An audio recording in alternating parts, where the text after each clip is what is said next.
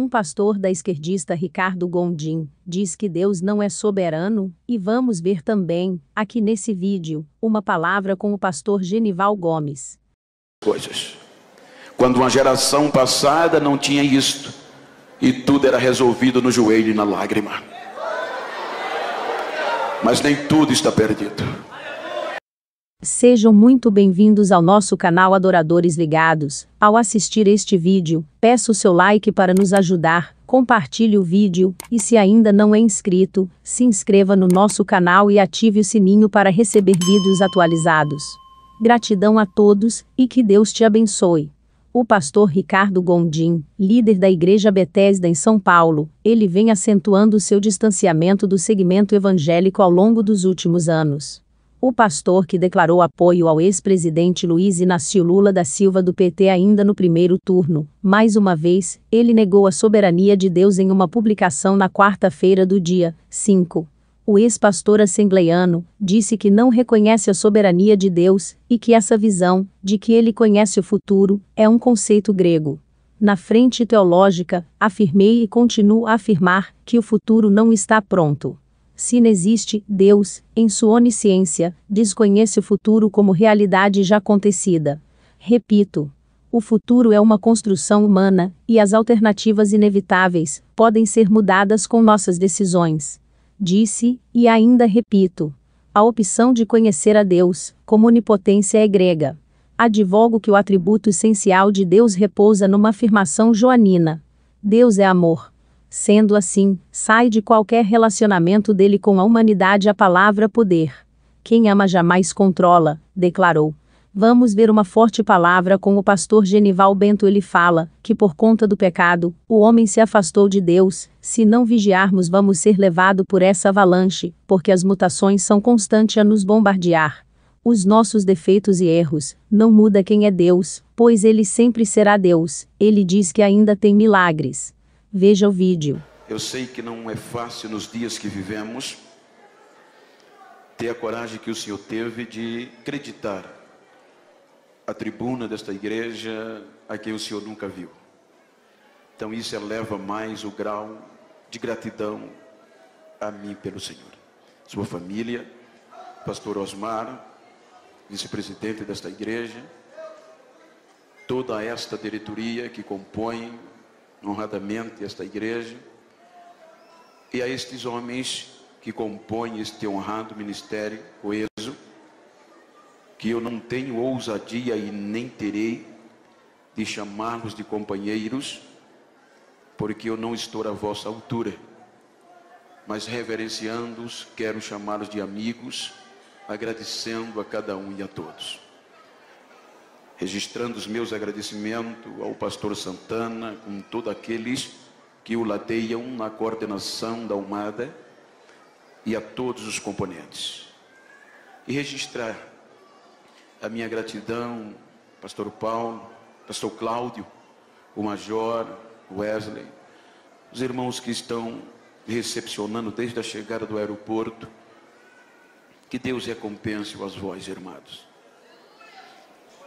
Queridos, alegria enorme ver o meu amigo íntimo, posso até dizer assim, Cleito Queiroz, sua irmã. A gente sempre tem se encontrado neste Brasil, e ele é um presente de Deus para a minha vida. Como estou em um congresso de jovens,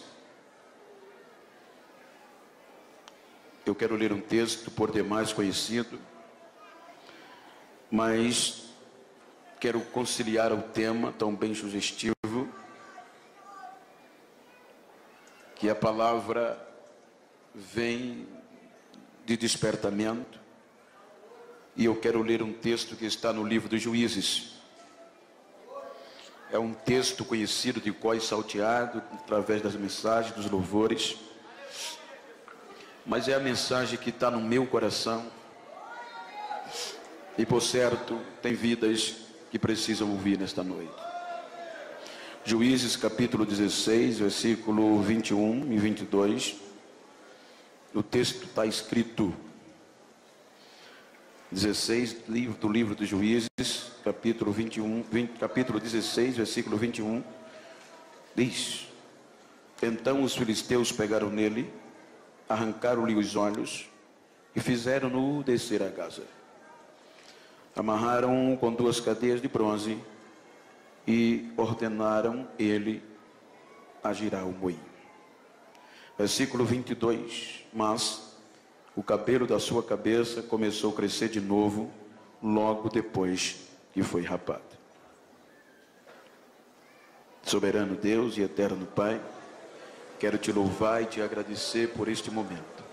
Toma o meu pulmão, a minha garganta, e que a palavra que sair da minha boca edifique vidas debaixo da unção do teu Espírito, em nome de Jesus.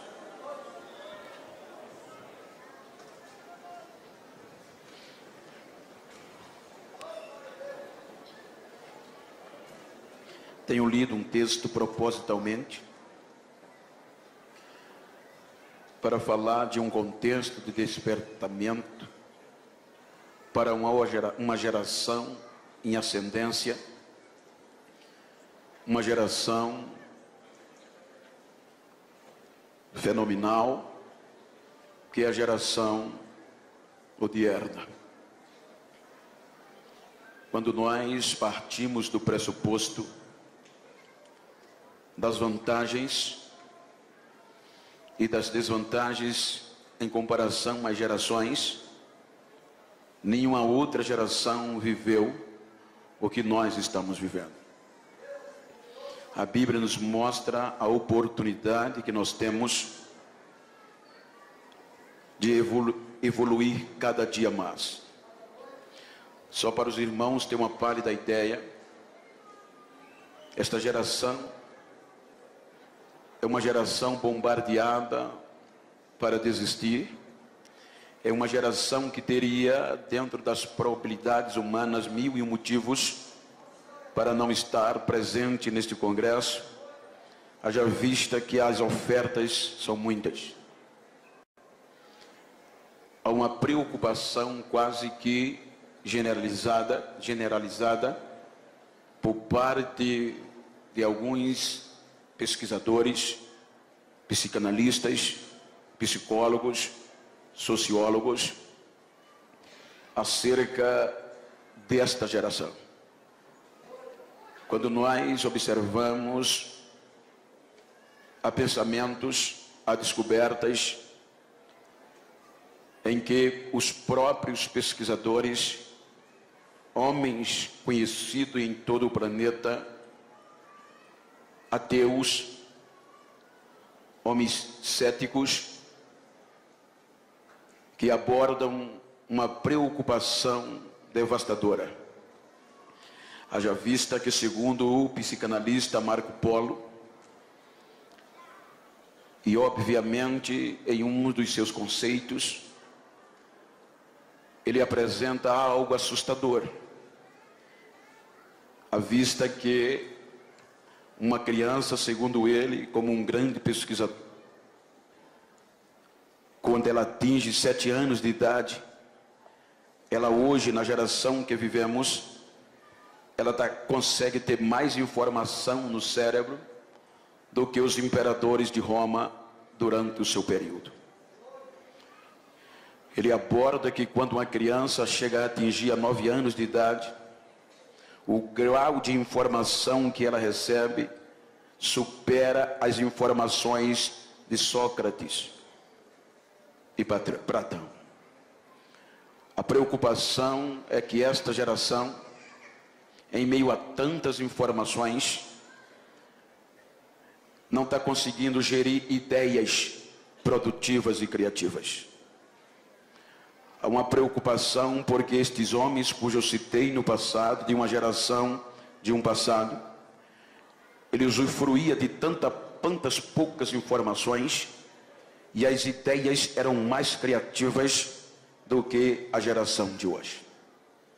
Queira, quer não, nós vivemos em meio desta avalanche de tecnologia, e não é ruim, é muito bom. E eu quero simplesmente tomar esse contexto para advertir-nos da probabilidade que nós temos de ser melhor e fazer mais do que quem já passou. Não estou mostrando pontos na visão pejorativa e nem crítica destrutiva, pelo contrário. O interessante é que se nós não vigiarmos, vamos ser levados por esta avalanche, porque as mutações são constantes e por mais crente que sejamos, somos tentados e arrastados por elas. A inovação, estive lendo um artigo de um psicólogo contemporâneo, que há uma preocupação por conta da dependência. Achei interessante quando eu li a Cleito, que aquele psicólogo abordava que é mais fácil, é menos doloroso você tirar de um adolescente o lanche da tarde ou o café da noite, do que tirar dele a rede social. Ele está mais dependente das redes sociais do que da sua própria sustentação básica. Queira que não, estas inovações, estas avalanches, por boa que seja, mas elas têm roubado de nós algo que a geração passada tinha. Nós sabemos que hoje os lenços já não são tão frequentes nas nossas igrejas. As marcas no joelho já não são tão constantes como eram. Pois nós estamos vivendo um período de facilidade. Um período de tantas facilidades que num clicar você resolve muitas coisas. Quando uma geração passada não tinha isto, e tudo era resolvido no joelho e na lágrima. Mas nem tudo está perdido. Por isso, usando este contexto, eu quero falar-lhes sobre deixaram a raiz. Diga comigo, deixaram a raiz. Se nós observarmos o contexto bíblico, a Bíblia nos mostra no livro do Gênesis o começo da nossa história. Os 2 primeiros capítulos e adentrando no terceiro do livro do Gênesis, a Bíblia nos mostra a alegria que o próprio Deus verbalizava acerca da sua criação. A Bíblia diz que quando Deus, ele criava, que terminava o dia, ele percebia que tudo aquilo que ele fez era bom, e ele mesmo dava testemunho da sua alegria. Quando Deus cria o ápice da sua glória, o ápice da criação de Deus, que foi o ser humano, a Bíblia diz que Deus criou o ser humano com a particularidade tamanha, que o ser humano foi a única criatura que galgou um patamar de intimidade com Deus como nenhuma outra. Porém, quando nós chegamos no capítulo 3, este relacionamento é quebrado. O homem decepciona a Deus por conta do seu próprio egoísmo. O homem quis conhecer o bem e o mal e com este propósito se igualar a Deus. Então Deus aqui já tinha 1000 motivos de desistir do ser humano, de desistir do homem ou do ser humano que criou. A justiça de Deus requeria que o homem fosse exterminado, mas o amor de Deus pelo ser humano prevalece. A Bíblia diz que o homem, por conta do seu egoísmo, o pecado ludibriou, ele foi expulso da presença de Deus. Aquele homem que dialogava com Deus todo o crepúsculo da tarde, agora aquele homem foi expulso da presença de Deus. Deus deixa o homem no deserto, Deus leva o homem a seguir a sua vida, mas não o larga e não deixa de o monitorar. Quando nós vamos para o capítulo 6 do livro do Gênesis, a Bíblia mostra que Deus estava monitorando aquela geração, querendo reaver a intimidade. Então é quando Deus desce para ver qual a intenção da geração que era originária de Adão.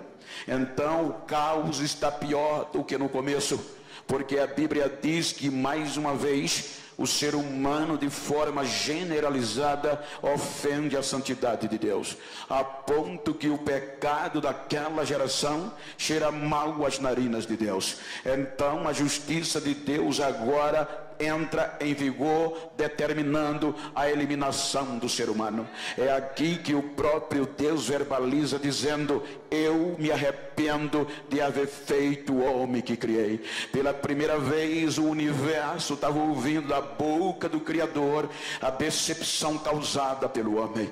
Mas quando Deus disse: por causa do homem eu também tirarei da face da terra tudo o que criei, Deus, a justiça, estava pronta a desistir do projeto do ser humano. Então, quando Deus está determinado a abrir mão, a exterminar o ser humano, então a Bíblia diz que no meio daquela geração deteriorada, um homem acha graça diante de Deus nas suas gerações. O interessante é que não foi Deus, Noé achar graça, ou seja, a palavra graça na sua etimologia é um favor imerecido. Então a graça no contexto normal é quando o amor de Deus cobre o defeito do ser humano. Então o amor de Deus mais uma vez cobre o ser humano, e Noé, sua família, 8 almas e um casal de cada animal no planeta é preservado da destruição da ira de Deus. Portanto, quando o dilúvio vem, estes 8 almas e um casal de cada animal são preservados. Quanto quando a gente chega no capítulo 8, então a Bíblia diz que Deus vem a Noé. Agora Deus vem quebrantando e quebrantado nas suas palavras. Deus chama Noé agora em um contexto lógico. Deus estava dando a oportunidade para o homem recomeçar. Quando o homem recomeçava, agora Deus faz com que o homem pise no planeta Terra mais uma vez, e Deus faz uma nova aliança com a geração de Noé. Nunca mais eu farei o que eu acabei de fazer, nunca mais eu destruirei com água o mundo nem o homem. Então Deus faz uma aliança com o sinal no céu. Quando nós vamos para o capítulo 11, esta geração agora provinda de um contexto lógico de Noé, de um recomeço, mais uma vez decepciona a Deus, porque a Bíblia diz que esta geração no capítulo 11 se entrou mais uma vez no egoísmo e quis se livrar de Deus. A Bíblia diz que a terra gozava de um só idioma quando tiveram esta péssima ideia: criaremos uma torre cujo cume chega às nuvens do céu. Porventura Deus queira desistir e destruir a terra com água, nós temos como nos livrar dele. Então é quando Deus vem, observa, e agora Deus espalha aquela geração, e aí vem as diversidades de idiomas que hoje nós estamos vivendo. Quando nós chegamos no capítulo 12 do livro do Gênesis, o negócio fica melhor, porque agora Deus faz algo inusitado desde a criação do homem. A Bíblia diz que Deus resolve criar um projeto de resgate, o maior projeto de resgate da intimidade entre ele e o homem, mais uma vez. Pela primeira vez desde a queda do Gênesis, do capítulo 1 no capítulo 12, era a primeira vez que Deus estava entrando em uma terra idólatra dentro desta geração, para mais uma vez depositar crédito ao ser humano. A Bíblia diz que Deus vai lá na terra onde o povo era idólatra. A família de Abraão também era idólatra, adorando o sol, a lua como um Deus que os protegia. Então Deus vai lá e faz uma proposta a um homem chamado Abraão: sai da tua terra, do meio da tua parentela, e vai para uma terra que eu te mostrarei. O maior projeto missionário na visão transcultural do Antigo Testamento. Não vou entrar nas entrelinhas, mas agora era Deus querendo reaver a intimidade com o ser humano de novo. Então na geração de Abraão, aí você vai encontrar que pela primeira vez desde a queda do homem, Deus pôde falar com o ser humano abertamente. Aí Deus volta a dizer: Abraão é meu amigo. Agora mais uma vez o homem é chamado amigo de Deus na geração de Abraão. Abraão resgatou a intimidade pessoal entre o homem e Deus, nenhum contexto literal, mas não no contexto espiritual, porque ele era simplesmente o começo de um projeto em um berço espiritual que culminou em Jesus Cristo. Quando nós passamos a geração de Adão, aí deparamos-nos com uma nova geração, a geração conhecida como a geração de Isaac. A geração de Isaac, ela andou nos passos do próprio pai, ele conservou o que o pai ensinou. Quando nós passamos da geração de Isaac, deparamos-nos com uma geração de Jacó, uma geração que teve o encontro com Deus no val de Jaboque. A Bíblia nos mostra algo interessante. O anjo, quando transforma Jacó, que fazia parte, era o alvo do projeto, então o anjo diz: a partir de hoje não será mais Jacó o teu nome, mas o teu nome será Israel, aquele que luta com Deus e prevalece. Quando nós vamos para o contexto humano, é quase que inconcebível e imensurável. Não dá para raciocinar o homem conseguindo vencer a Deus, pois a Bíblia diz que o homem prevaleceu contra Deus. Aí quando nós vamos para o livro de Oséias, Oséias mostra porque Jacó venceu a Deus. Ele diz que a intimidade naquele momento de Jacó com Deus foi tão íntima. E por onde veio esta intimidade? Pelo joelho e pelas lágrimas que ele chorava. Jacó, a arma de vencer a Deus é joelho e lágrima descendo dos olhos. Porque o salmista no Salmo 56, ele diz que nós esquecemos das lágrimas que derramamos. O salmista no Salmo 56, ele diz que Deus não perde uma gota de lágrima que cai do olho do crente, que é um projeto dele. A Bíblia diz que o anjo pega toda gota de lágrima e leva num outro para Deus, e Deus pega a lágrima e coloca no arquivo. Para quê? Para quando o adversário, o inimigo achar que Deus vai desistir do homem, vai abrir mão dele,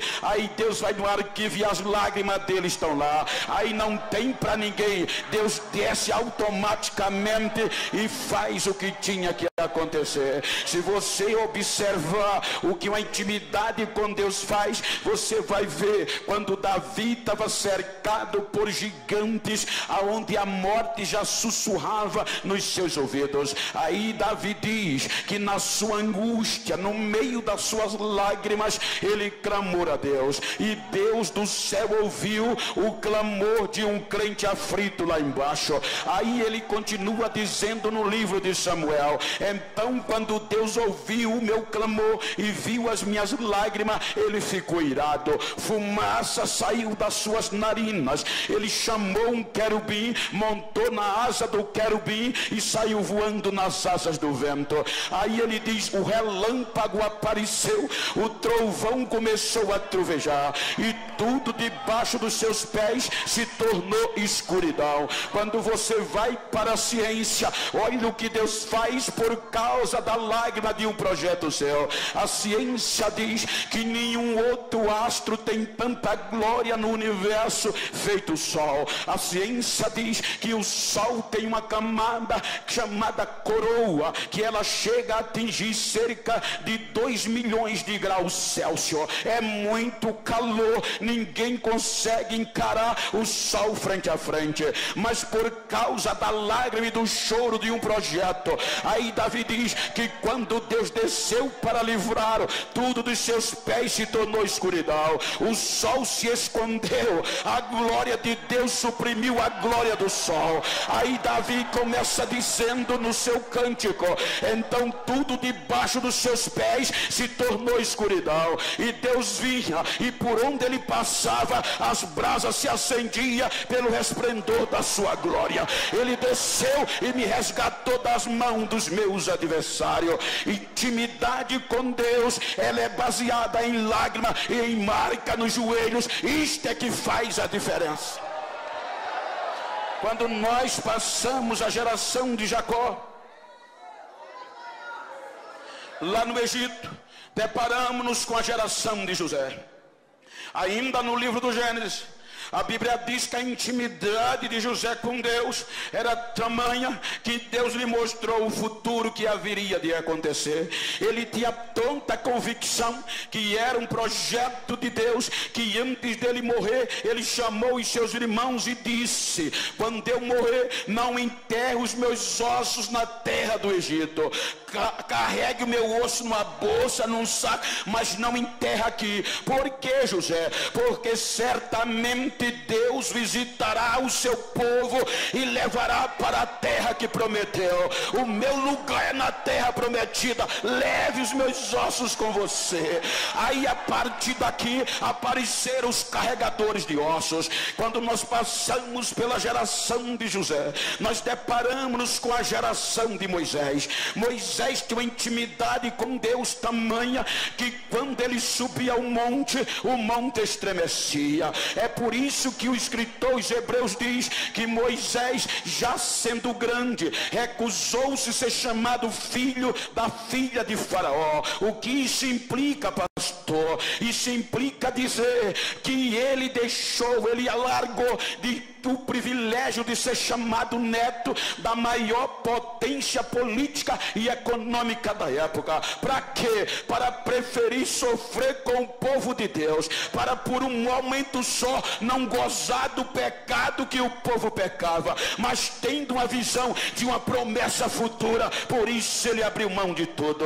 Quando a intimidade era tão tamanha que quando ele entrava na tenda, a nuvem descia. Porém, se nós observarmos, havia uma prerrogativa de uma geração futura. Era através de Josué. A Bíblia diz que quando Moisés subiu o monte, só ele subia e Josué não saía do pé do monte, aprendendo, querendo também intimidade com Deus. Quando Moisés entrava na tenda, Moisés orava, falava com Deus, Josué prostrava-se na entrada da tenda. Quando Moisés saía da tenda, Josué continuava na porta da tenda, querendo intimidade com Deus. A intimidade de Deus com Moisés na sua geração era tamanha que um dia o irmão Miriam e o irmão Arão e a irmã Miriam se revoltou contra Moisés, e nos bastidores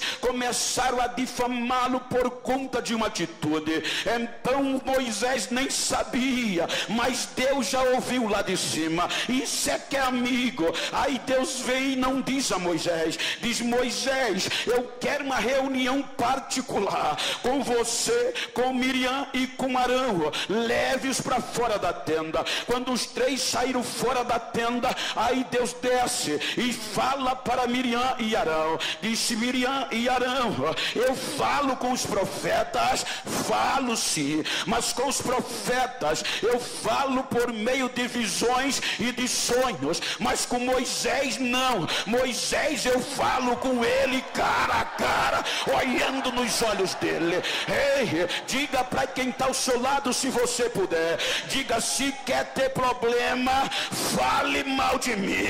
Falar mal de um projeto de Deus é arriscado demais. Projeto de Deus tem intimidade com ele.